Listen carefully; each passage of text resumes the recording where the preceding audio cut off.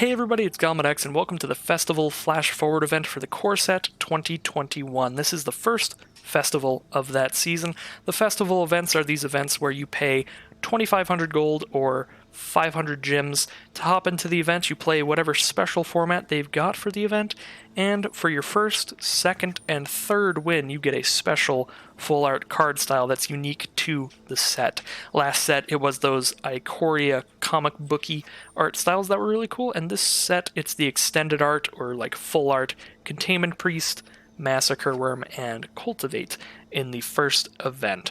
So this flash forward event is showing off the new player decks that will be happening after rotation. So these are decks that everybody's going to have in their inventory, everybody that's new to Arena especially, that are much like the ones that were out before this were based on all of the Ravnica guilds.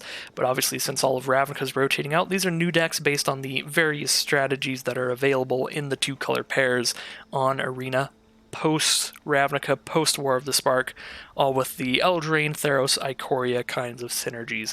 So we've got green-black Reanimate, white-red Knights, white-black Life Gain, black-red Sacrifice, blue-green Ramp, blue-black Mutate, blue-red Spells, white-blue Enchantment-based Control, red-green Stompy, and white-green Adventures. So some really cool decks. All of them have at least one Mythic and some stuff that it's just really nice to have in your collection. So I gotta say, overall, I'm really happy with these as the new player decks, because there's some good stuff in here. I mean, this black-green deck has a Murderous Rider in it. It's got a Pelucranos. It's got some spicy stuff. The white-red Knight deck has an Embercleave in it. Like, these are just good cards to have for standard constructed in general. The white-blue deck has Archon of Sun's Grace, Elspeth Conquers Death, triple Banishing Light, just some really good cards. Triple Birth of Meletis as well. Great cards for an Azorius enchantment-based control deck. So, some really good stuff in these decks, some spicy things. I am going to play this event until I hit my 3 wins for the 3 card styles. I am most looking forward to the Cultivate style, because I play that card much more often than Massacre Worm and Containment Priest. But, either way, I am going to play a different deck every round, win or lose, just to show off as many of these new player decks as I can. And let's see how they all do. Let's see how they stack up against each other. And show off some of the really cool cards that are available just from the default decks coming to Arena. Alright, here we are in round 1. Let's see how our opener looks and see what we're stacked up against. So opener's a little bit awkward. It would be really nice to be able to Birth of Meletis on turn 2 and grab a Plains. But we don't have a Plains right now to cast the Birth of Meletis, so we will have to mulligan that. This hand is awkward as well, seeing as we have kind of a lot of lands here, but since we mulliganed once, we will have to put one of these on bottom. I guess we'll just put an island on the bottom and keep this. Has decent draw. We'll start off with Eidolon of Philosophy as our turn 1 play, and then we have Thirst for Meaning to draw some cards later. Draw 3, then discard 2. And once we hit turn 4, no matter what our lands are, thanks to these hybrid mana costs in Arcanist Owl's Cost, we'll be able to definitely cast this and use its ability to draw an artifact or an enchantment from our top 4. So we've got ways to draw into our hand and fill it up with new cards. Even if our hand doesn't look that great by itself, it'll draw us into more cards. It could be exciting things. Our opponent is starting off with a Swamp. Banishing Light is a really good draw. It's just a nice removal spell. 3 mana to exile any non-land permanent until your opponent gets rid of Banishing Light. Not a lot of cards that will get rid of enchantments that are in these decks specifically, so Banishing Light is pretty much just going to exile one of their cards forever. They are in green-black, it looks like, so they'll be playing that Reanimator kind of deck that'll have ways to bring things back from the grave. So that could be pretty spicy. Could see them playing some cards that'll mill themselves to bring back something really big. Here's a Llanowar Visionary to start it off. 3 mana for a 2/2 that draws a card and can tap for a green mana. So that is a really nice card. That'll help ramp them into really big stuff. So if I discard an enchantment card, I only have to discard one card here, or I could discard two non-enchantments if I don't want to discard one of these. I think I will just discard this Naiad to keep the rest of my cards, because I definitely want this land, so I can play my 4-drops and greater later. I'm actually going to Banishing Light that Llanowar Visionary. I want to keep them off of high mana cost spells for as long as possible.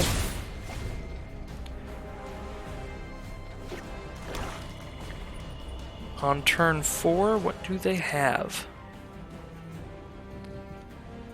So, Banish into Fable is one of these really cool cards. It comes from one of the Brawl decks, I think. So, this is return a non-land permanent to its owner's hand and create a 2/2 Knight. But, you copy it if you control an artifact, and you copy it if you control an enchantment. So this could potentially return 3 of your opponent's cards, and create 3 2/2 Knights. So Banish into Fable is really nice. Elspeth Conquers Death, exiles any permanent that an opponent controls with mana cost 3 or greater. So that's pretty great. That'll deal with the Nightmare Shepherd, because if we don't deal with that, whenever any of their other creatures die, they come back as a 1/1 Nightmare. So pretty scary card. Pretty nightmarish. But we will conquer that. And start sending in with our Arcanist's Owl. The cool thing about Elspeth Conquers Death is it doesn't work like Banishing Light. If you exile something with Elspeth Conquers Death, even if your opponent destroys your enchantment, that exiled card is never going to come back. However, they did respond with a Village Rites to sacrifice that to draw 2 cards, so it is in their grave. So if they have reanimation spells, which we know they do in the green-black deck, they could bring that back from the grave later. Whereas if it were exiled, there's no way to bring things back from exile in Standard. Here is an Order of Midnight. They could have cast the adventure half of that to return that creature from their graveyard to their hand, but they are choosing to just play it as a 2/2 flyer that can't block. So they're probably doing something else with their remaining mana. And it looks like it is recasting the Demonic Embrace from their grave.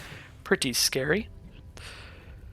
I do have enough mana to drop Archon, but I don't have enough mana to drop the Archon and another spell, which is a little sad. The Order of Midnight can't block, so I do hit them for 4 this turn, put them down to 7. Which is pretty powerful. The Brine Giant costs 1 less for each enchantment we control, so I can actually drop Birth of Meletis, and then I'll still have enough mana to cast Brine Giant. So I could do that to make sure I have 6 mana next turn for Banish into Fable. I kind of like that more than anything else, because I don't have enough mana to play Archon and an enchantment unless I grab another land with Birth of Meletis.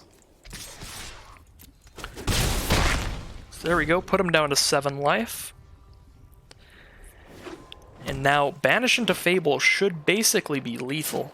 We get to return 3 of their cards. If they don't deal with anything on board, we do have an enchantment via Banishing Light or Birth of Meletis, and we have an artifact thanks to our Arcanist's Owl. So we do get to copy this twice, which means we'll be casting it 3 times total to return 3 non-land permanents to their owner's hands and create 3 2/2s. So if we can get rid of all of their blockers, we've got 9 damage on board. So Banish into Fable for the win should be the play this turn. We do get the 3rd part of Elspeth Conquers Death, which does bring back a creature or planeswalker from her grave. We did have 1 Naiad that we discarded a long time ago to bring back, so that's pretty nice.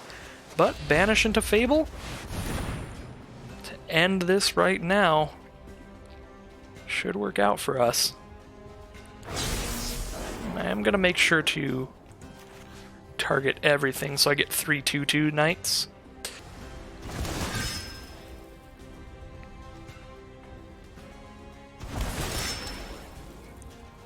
And we've got lethal power on board, but they do have 2 mana up. I don't think there's anything for 2 mana that would stop it, and our opponent does concede to the lethal damage there. So that is the white-blue kind of enchantments deck. As you can see, there are some artifacts as well. It's not just enchantments.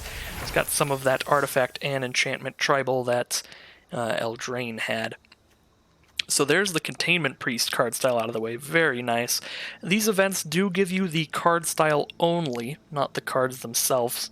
So it just gives you the style to put on your cards, and we'll see what our random individual card reward is. It's just a Clash of Titans. Nice little uncommon from Ikoria. So next round here, I'm going to go ahead and try out the... Just try out the red-green Stompy deck. Something nice and aggressive, something pretty mindless overall, hopefully. See what good cards are in here for standard decks. There's Terror of the Peaks, that's pretty terrifying. Bone Crusher Giant, that's a very popular, very powerful card. Looks like that's basically going to be it in terms of what sees a lot of standard play. Just the Terror of the Peaks and the Bone Crusher Giant, but some pretty nice cards. Overall, just those two by themselves. Let's head in and see if we can grab our second win here. Grab our Massacre Worm full art card style.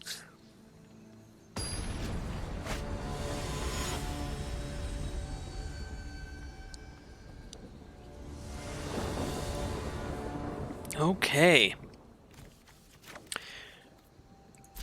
There are a lot of lands in this hand, but I think overall this hand's pretty good because we have Elysian Caryatid, which will add a mana of any color by tapping it, so that will ramp us up to be able to cast this Escape to the Wilds early, which will let us cast any cards out of the top 5 cards of our library. We'll still have to pay their mana costs, but this is essentially like draw 5 cards for 5 mana, so that'll really get us rolling. Casting a ton of stuff. So here's a Hornbash Mentor. Our only non-human creature right now is our 1/1. So we have a 1/1 with Trample, which is adorable, but in the late game we can spend 3 mana and put a +1/+1 counter onto that. So it's not like completely pointless. I will go ahead and Escape to the Wilds. Let's see what we exile out of the top 5 to cast. You get to play an additional land this turn, so we'll play this land that we exiled. Do have a Rimrock Knight. I am going to go ahead and cast Rimrock Knight's Adventure. Because the way that adventures work is if you do something that temporarily exiles them, and you can cast them from exile, if you cast that adventure, you then put it permanently into exile for the adventure ability. So, because I've cast the adventure on this Rimrock Knight will not go away at the end of this turn, whereas the rest of these cards will. So, this turn, while I do have a Volcanic Salvo that I could potentially play, if I get enough power on this board, I think I'd rather try to cast as many of these cards as I can. Even though Archon of Sun's Grace is pretty terrifying, we are against the white-blue kind of control-y deck. So, if I play, like, Warden of the Chained, Volcanic Salvo only costs 2 red now. Bone Crusher Giant will be exiled forever.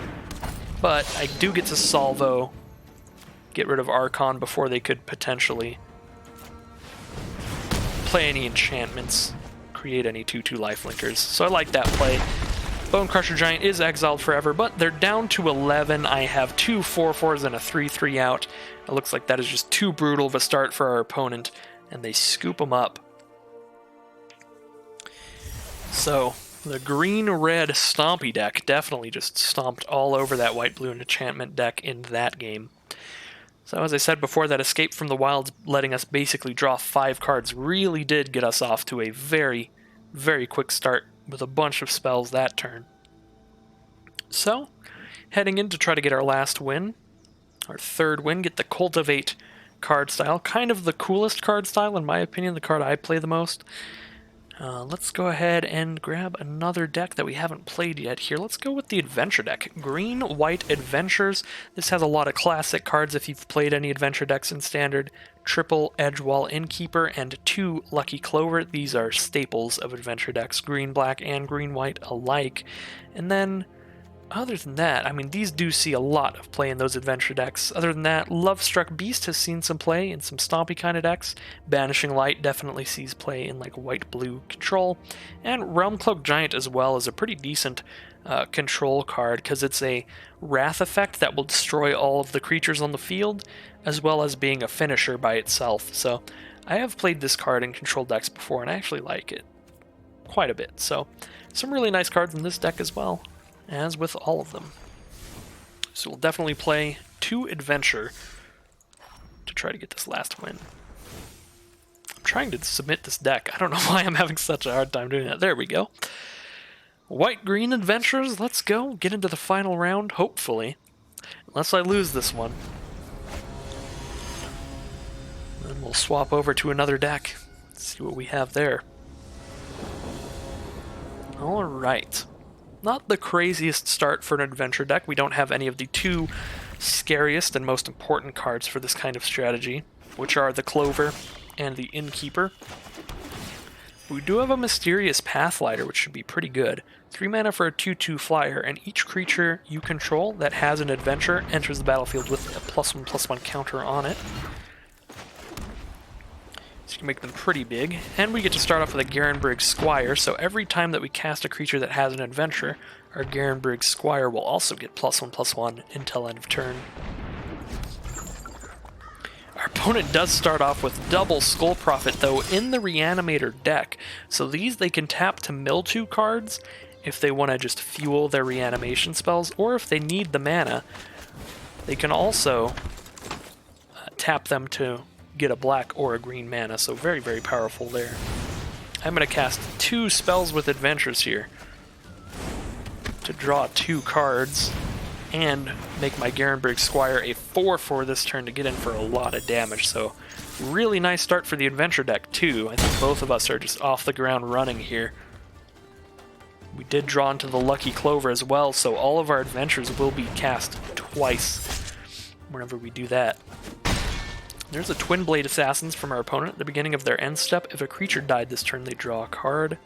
I'm just going to drop Lucky Clover. I can tap down the Squire and send in, or I can play my own Squire, or the Twin Blade Assassins, or I can play my Squire.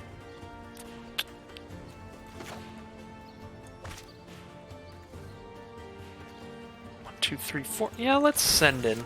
Send in the team here. Down to 13 for our opponent. So the Oakham Rangers Adventure creates 2 1/1 humans. So we'll create 4 1/1 humans if I cast that now. And I definitely have the blockers available to block all their ground creatures, which will be pretty nice. And then we're just fighting each other in the sky. Then I'll play, next turn I can play Pathlighter into Ranger maybe. I suppose I wouldn't have enough mana for that. I do have enough mana to play Pathlighter this turn and tap something with Giant Killer. So I can do that, attack for 1 with flying, and we're just trying to race their flyers now. Because now we're going to tap probably Twin Blade Assassins and take 2 flying. But then we'll attack back with 3 flying, so we are winning the flying race.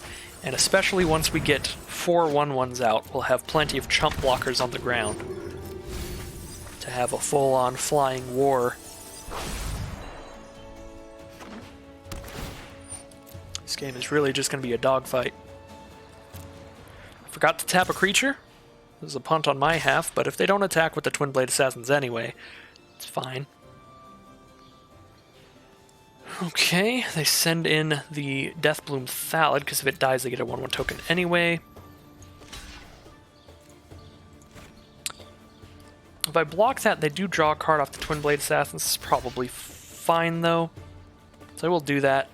And I was going to tap the Twin Blade Assassins. I'll just tap it now anyway. I've got nothing else to spend the mana on. They do get a 1/1 Sapperling out of this, and a card at the end step, so definitely good value for our opponent. Ooh, Silver Flame Squire is quite the powerful adventure, especially with Lucky Clover. Being able to do that twice. I might even do that instead of the Oakham Ranger here, because I can do that twice, and then I can draw a card by casting the Squire. So bam. Untap this flyer, give it +2/+2. Untap that flyer, give it +2/+2. Sending in for 7 flying damage this turn. Pretty huge. Now they're down to 6. I can cast the Squire now to draw a card off of it. do hit a Banishing Light, which is not bad at all. They still don't have anything that can block flyers, because their only flyer on the board just can't block anything.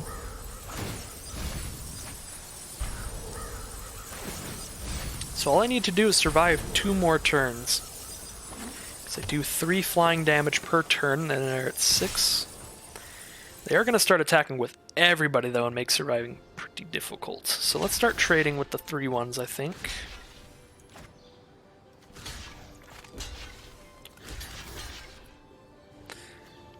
I only draw 1 card off of this, and I hit them for 3. They're hitting me for 3, 4, 5. They're hitting me for 10 right now. 11 puts me down to 4. I think with Banishing Light and Occam Ranger, I can survive that if I draw a land. So a little risky in that sense, but I'm going to try it. Maybe if they have a pump spell here, I'm pretty dead.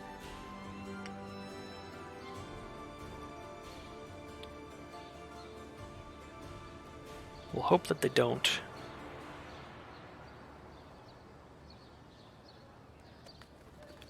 Because yeah, any basic land and I'm very safe after this turn.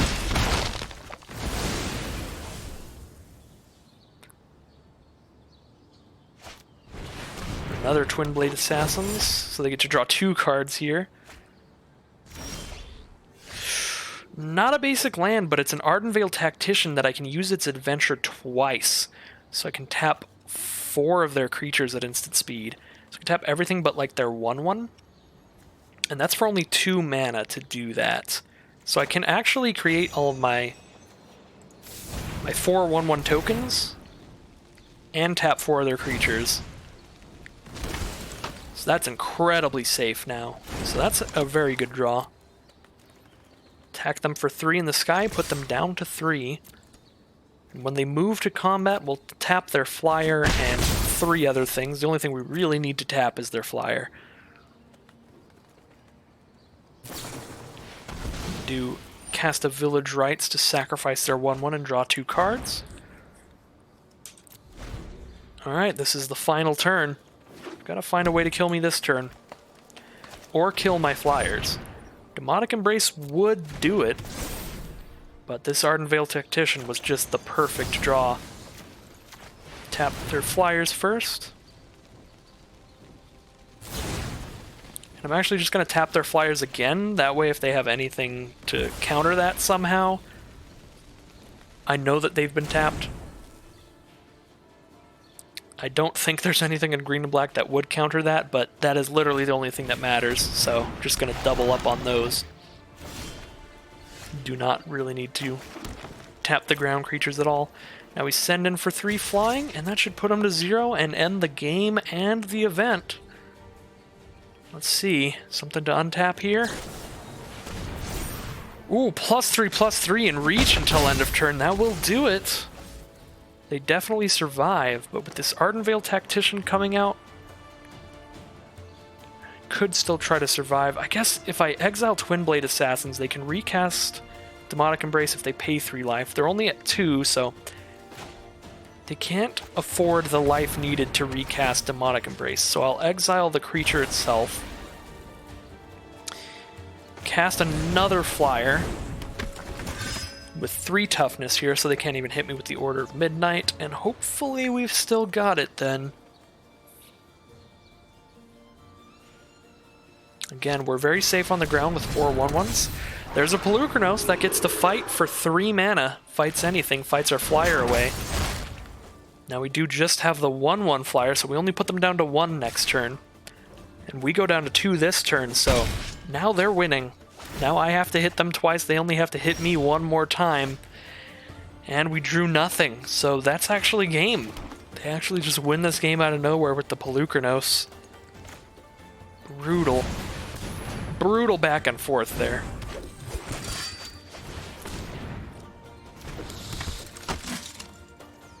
I could also... I guess I don't lose immediately. Actually, yeah, I do lose immediately, because they can use Pelucranos' ability again to fight my flyer. If I had 1 more 1/1 on the ground, I could kill them. But I just don't. Yeah, so I have to hope for some reason they don't fight my 1/1 flyer. Maybe they forget about it.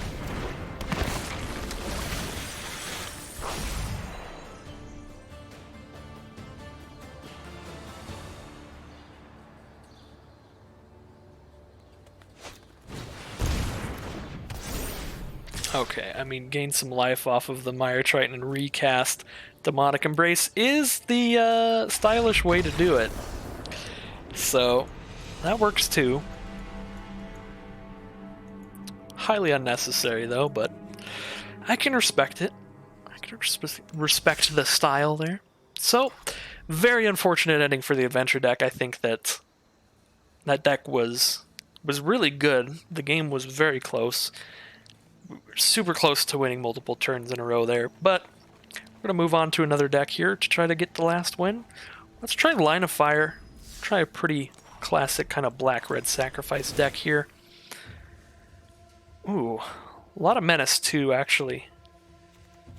The Stormfist guy and the Slaughter Priest. I guess that one gets first strike, not menace. So not a lot of menace, but some of that. Lots of creatures that create some tokens when they come to play or when they die. Some good sacrifice outlets. It doesn't look like there's actually any ways to steal your opponent's creatures and try to sacrifice your opponent's creatures. It's a lot more about sacrificing your own. And in terms of stuff that sees a lot of standard play, it does look like this deck is one of the weaker decks in terms of that kind of value, because I have not seen a single one of these cards see a lot of standard play. Whereas in a lot of the other decks, there were multiple cards that I'm like, ooh, I see that card all the time in standard. So this one does seem like one of the weaker decks value-wise, but could be pretty powerful. It looks like another deck with one of the really aggressive curves, really fast deck, could really compete with even like the red-white deck in terms of speed. Just had a mountain of stuff at 2 mana. Alright, so let's keep this. Really quick hand. I've got a turn 1 play even with the Serrated Scorpion. When this dies, it drains my opponent 2 life.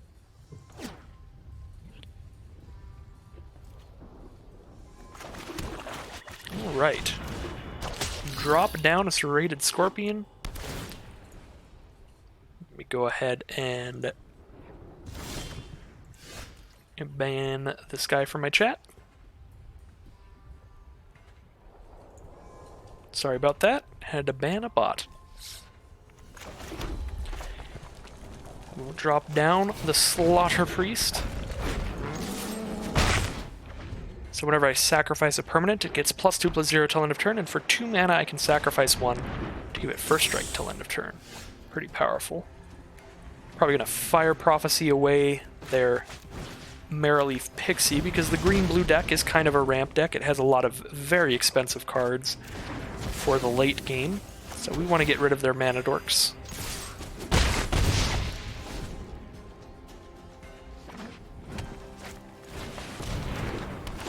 Llanowar Visionary. Another mana dork. Don't have anything to kill that one, but if I play a Careless Celebrant, I can kill it. Trade it into Careless Celebrant.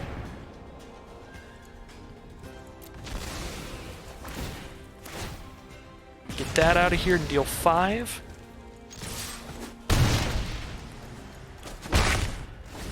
I feel like that's the best way to play this Rakdos aggro deck, is just get as aggressive as possible, try to keep your opponent from their big plays, because their late game plays are just going to outclass yours. So if you have any way to keep them off their mana, I think that would be the best way to play it.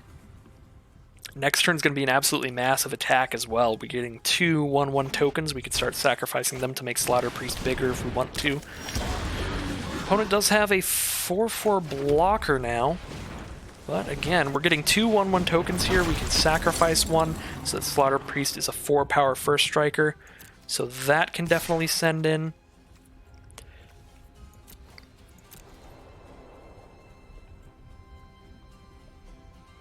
And I will sacrifice the 1/1 human, because dinosaurs are a little bit cooler than humans, in my opinion.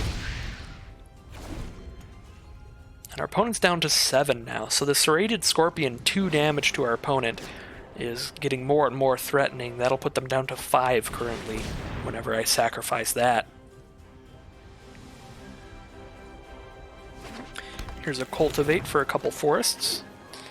Getting ready for some big plays with this Thunder Snapper. Whenever they play anything big, they get to draw a card. Unfortunately, they have the Ram through as well to go ahead and kill our biggest threat. And this is the one problem that I have whenever Wizards make these hyper-aggressive decks in the structure decks.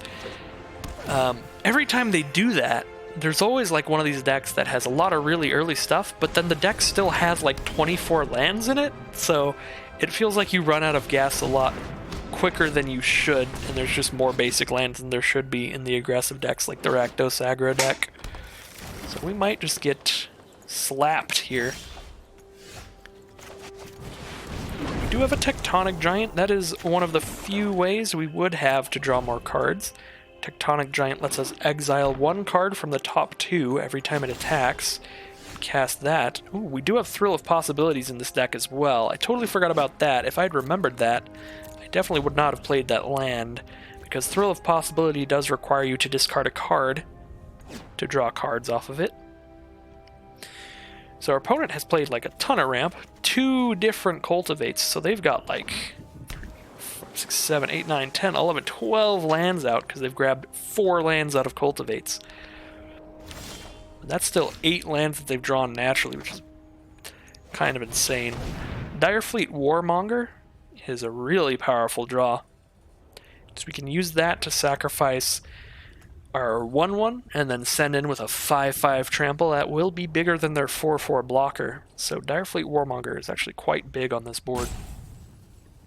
Gives me a really good use for these little 1/1 tokens, but our opponent does have Sublime Epiphany. They are going to use it to counter that, return my Tectonic Giant, and create another Thunderous Snapper. Sublime Epiphany is a very, very strong card, very scary card. I'm actually going to exile 2 cards from the top, try to cast 1. I will cast Heartless Act for sure, so they can't get a copy of the Thunderous Snapper. And then they have no creatures on board now, so Tectonic Giant just drew me into something very powerful and very good on this board. So major props to Tectonic Giant. That was an absolutely powerful comeback from that play. Elder Gargaroth, though, whenever it attacks or blocks, they get to create a 3/3 token or gain 3 life or draw a card. That is a massive problem. We definitely need to draw another removal spell right now, or it's pretty over. Because they just get to gain life every turn. For that reason, I'm actually going to Thrill of Possibility, discarding Tectonic Giant just to make sure I can deal with that, because if I can't deal with that, this game is over. And I can't deal with that, so I mean, Elder Gargaroth's just going to take it over. It's pretty unfortunate.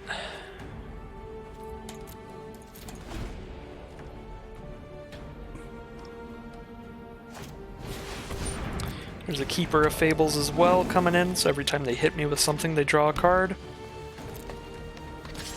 Here comes Elder Gargaroth. Definitely going to kill it this turn so that they only get 1 trigger off of it, but even with 1 trigger, just getting another 3/3 or gaining some life here. It's just such an insane swing, especially because I'm also dumping multiple cards into killing it.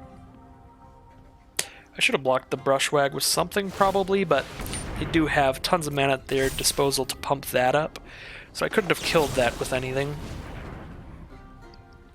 I can kill Elder Gargaroth, though.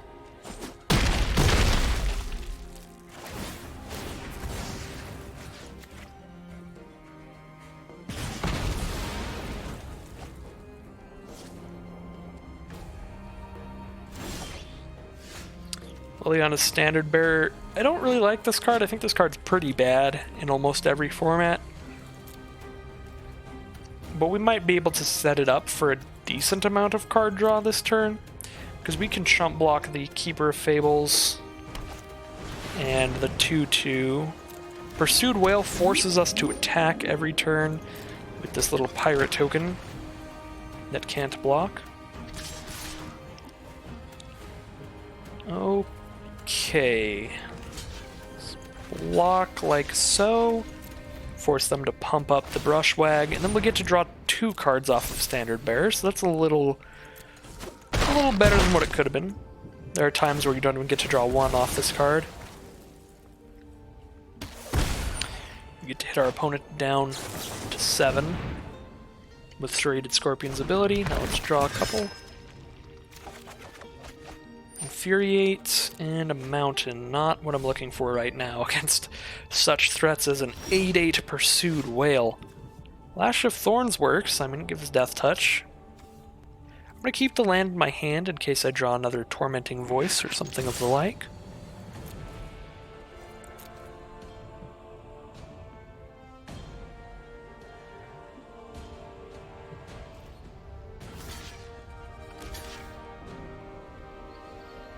Alright. I can actually kill both their creatures now. But I think they just crack back for lethal with the Brushwag anyway. Unfortunately.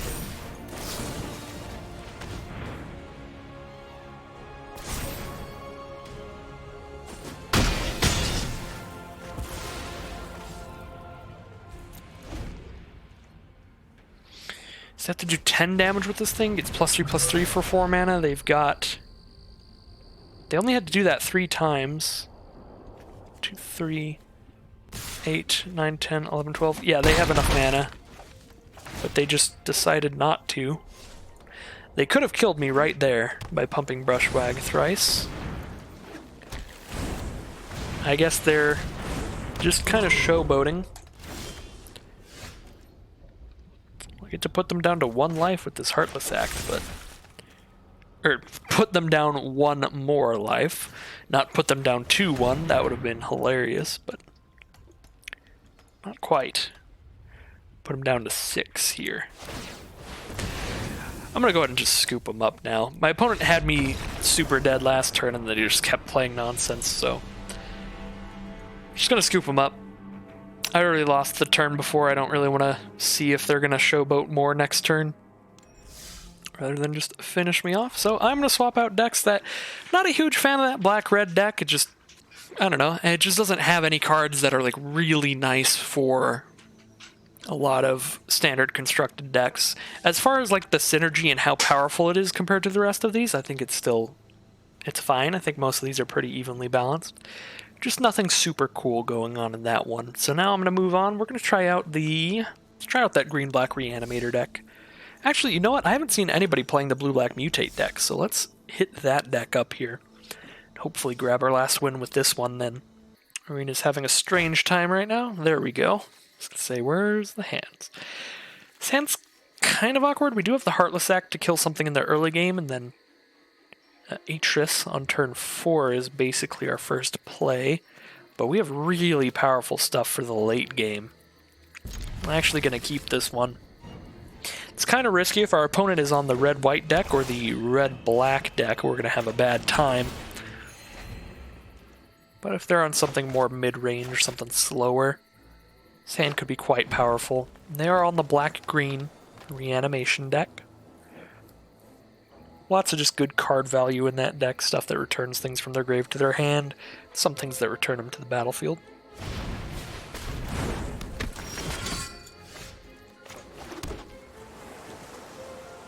I might Heartless Act that. I have nothing else to do in the early game. Mire Train. Yeah, I'll Heartless Act the Order. Slow them down a little bit, because they are sort of curving out on me. They are going to have Village Rites to sacrifice that to draw 2.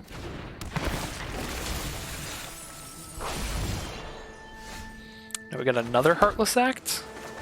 You know what? Let's just stay safe. Stay at as much life total as possible.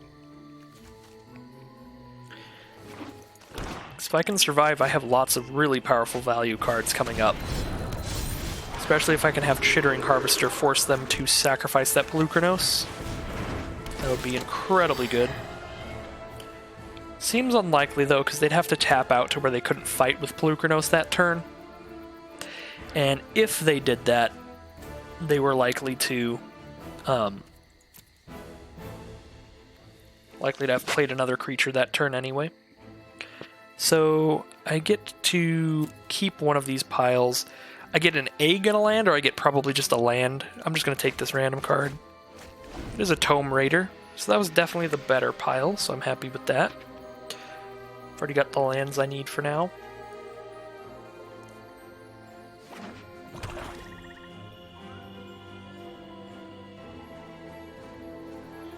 See what they got coming up for 5. They may just hold up the mana for fighting if they want to. I'm not going to block. So I suppose if I cast Chittering Harvester onto my Atris, they could fight Atris to make sure the mutate trigger doesn't happen. But if they tap out, we get them to sack their only creature. That's great. So now they just can't. Wait, is Atris a human? Why is this a human? Oh. Well, never mind about that. Atris is a human. I didn't think he was a human. That's definitely unfortunate. So, opponent does not have to sacrifice a creature this turn, and they do have a 10/10. By the time I force them to sacrifice a creature, they will have another one out, like the Order of Midnight. So that's not as cool as I was hoping. I will chump block with my 0/2.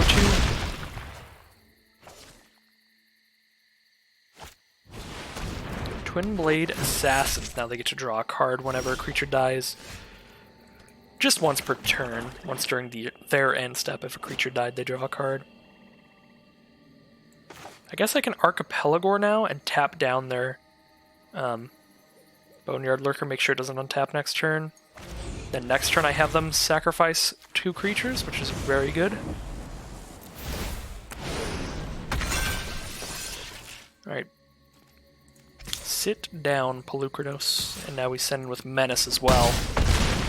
They crack back for 5. They're down to 9. They could fight Archipelago with that Boneyard Lurker. They're going to fight my 3/2 Menace instead. Alright. Oh, and drag Archipelago to the Underworld. Alright, that definitely works. Definitely works, and it probably kills me here, because now they got 12 on the crackback, and they're drawing another card. Stern Dismissal will bounce a creature to its owner's hand. I don't have enough mana to play Demon of Loathing and Stern Dismissal, and I really need Stern Dismissal to survive this turn, I feel.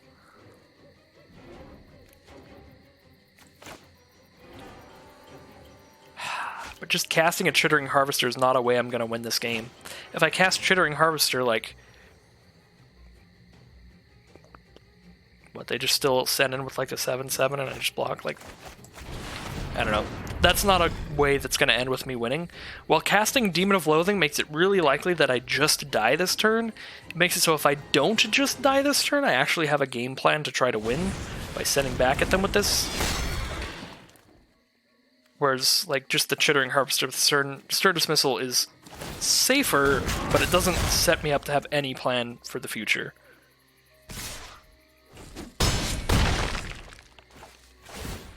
So opponent could have just killed me if they just swift-ended my creature. And they could have done that too. If I had Chittering Harvester out, they would have just killed all my creatures still. Yeah, we're very dead. We were dead no matter what we did there as well. Well, so much for the blue-black Mutate deck. Mutate is really fun. It's just very easy to get 2-for-1 and 3-for-1 and stuff. And that was quite a slow start for the deck. So let's move on to another deck here. We have played probably half of these decks now. I'm going to move on to Massive Menagerie. Let's try the blue-green ramp deck. All we need is one more win, and we're done with the event.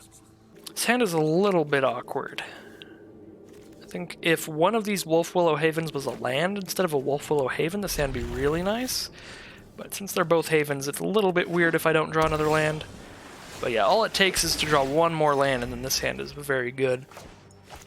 It has quick ramp. These Havens will give us additional green mana. Cultivate will get us additional basic lands. And then it's got big cards with Thunder Snapper and Thorn Mammoth, so we can play some big stuff real quickly. opponent is on the blue-black mutate deck, starting off with a Polywog Symbiote, so every time they mutate, it costs 1 less, and they draw a card and discard a card. So this might be one of those mutate starts that could just destroy us. Because seeing as we're the green-blue ramp deck, we're not very reactive. We're not very interactive. So against this blue-green deck, you can really just make one really big mutate stack and not worry about getting 2 for 1 or 3 for 1. Mutate is very much a snowball kind of mechanic, so if you don't have removal in your deck, mutate effects just start stacking so well and snowballing so much that eventually they're turning a pebble into like a meteor that's just crashing at your face.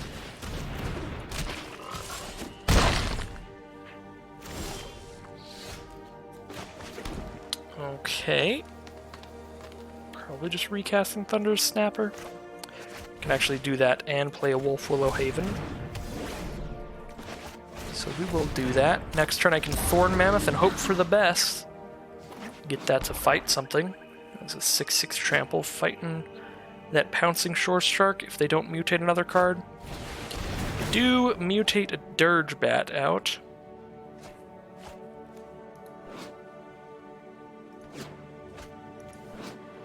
I'm surprised that they spread the threats out here.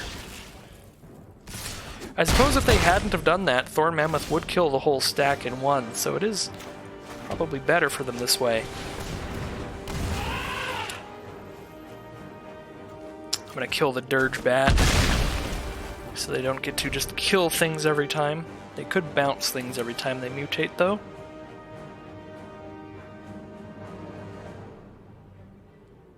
By leaving them with the Shore Shark.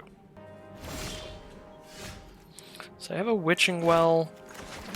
I have this Serpent. It's basically just a 6-mana 6/6 can't be blocked. This card's a little weird to have in the welcome decks, but it is one of the cards that was exclusive to the blue-themed boosters in Theros, so it's a card that there really wasn't another way to acquire on Arena until this, so I understand for that reason. So I guess I'll cast the Serpent, and we'll try to fight Shore Shark with our Mammoth. See if there's any response, because Thorn Mammoth's ability will trigger when any of our creatures enters the battlefield.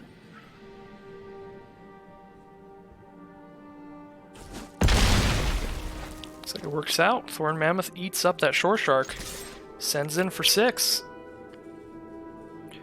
So we did have like one of the few removal spells in this game to try to eat up these mutate stacks. It's worked out so far. Here is a Sea Dasher Octopus getting flashed in to trade with the Thorn Mammoth though, but we still trample over for some and they're down to 2 cards in hand now. So I'll take that trade. Oh, and now I can even put a trample counter on my unblockable creature if I really want to. I don't. I'll just play a Wishing Well first. When this enters the battlefield, I get to scry 2, so I'll cultivate and then Witching Well. Because if I cultivate afterwards, whatever I scried doesn't matter. Looks like they will destroy a creature with no counters on it. Well, I will respond by putting a trample counter on it then. And then it won't get destroyed, because it'll have a counter on it. So that was a really nice time to have that fully grown. In that case, I am just going to play Witching Well, because now I don't have enough mana to Witching Well and Cultivate. If I want to sacrifice this to draw 2, and I do, both of those cards are good. I'll just keep them right on top and draw them. So that will end my turn. This looks like it will be the win, because I am just drawing a lot more cards than my opponent, getting a lot of card advantage out of this nice blue-green kind of draw effects. They do have an Insatiable Hemophage. Don't have any removal for that right now. But I've got a 6/6 unblockable. So I put them to 1. Which is pretty cool.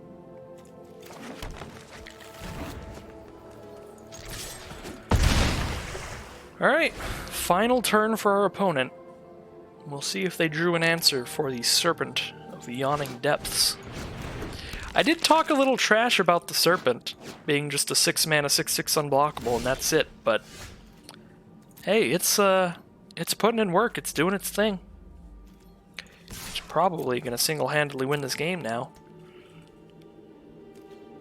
There it goes. They're unable to block it. See if they have an instant here. They don't, so that'll put them at -5, and that will be the 3 wins for the festival event.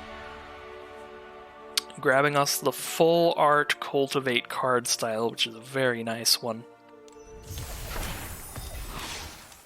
And we got a individual card reward that happened to be something I already had 4 copies of, so just get 20 gems there too. So that is it for the Festival Flash Forward event. What do you think of the new decks? I think they're pretty nice new player decks. Just because each of these has at least 1 or 2 cards in here that's just very good to have in your collection, like Archon of Sun's Grace, Elspeth Conquers Death, all the stuff that I've already talked over just looking through these decks.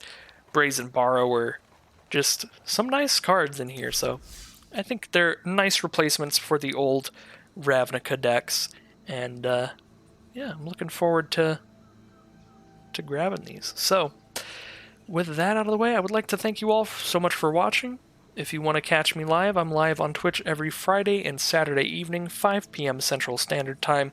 Fridays are drafts, Saturdays are Historic Brawl, and just various fun times with viewers. If you want to challenge me directly, that is the time to do it. But that'll do it for the festival video, and I'll see you again very soon for other various Magic Arena content. Thank you.